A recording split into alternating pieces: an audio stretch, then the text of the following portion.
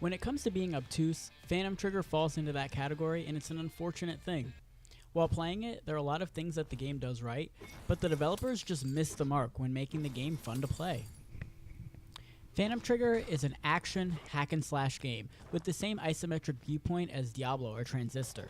Without spoiling too much, this game has a pretty interesting story, and that's where it excels the most. It deals with mental illness in an engaging way, a topic not often covered in the medium. Throughout the story, the player is given a glimpse of what is happening in the real world, which breaks up the monotony of the doom and gloom fantasy world in which the action takes place. The usage of flashbacks help the narrative move along in an intriguing way.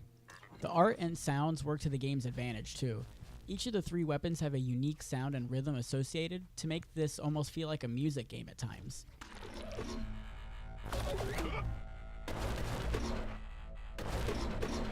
And with a beautiful retro art style like this, it's easy to want to keep playing, at least at first. But great sound design and visuals can only get a game so far. The combat tries to be deep, but it doesn't work a lot of times. Enemies have weird hitboxes where I try to strike and miss when I definitely shouldn't have. In order to ensure a hit would land, I would have to get right up next to an enemy, which would just result in me taking damage. The whip also causes problems too. The player is able to whip enemies closer, but unfortunately, the enemies just end up slamming into the player, dealing damage. The entire foundation of the gameplay is the combat, and it just doesn't work. Aside from combat, the player is tasked with exploring the areas and solving light puzzles to unlock doors and progress through the level. This is not bad, but trying to traverse the level with no map is an outdated feature, or lack thereof. There is little distinction within each level, so it's easy to get lost and lose track of what to do.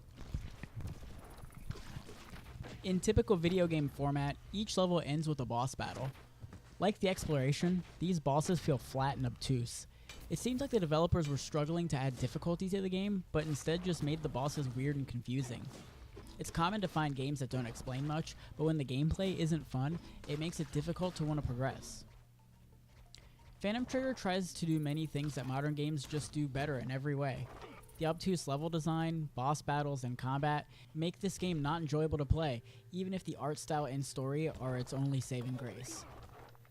This is a game I wanted to like, but could not help being baffled at some of the design decisions. I give Phantom Trigger a 5 out of 10. Thanks for watching my review. I hope you enjoyed it. And as always, subscribing is mutually beneficial. I get more views and you get notified when I put out a new video, so you should do that. Take care.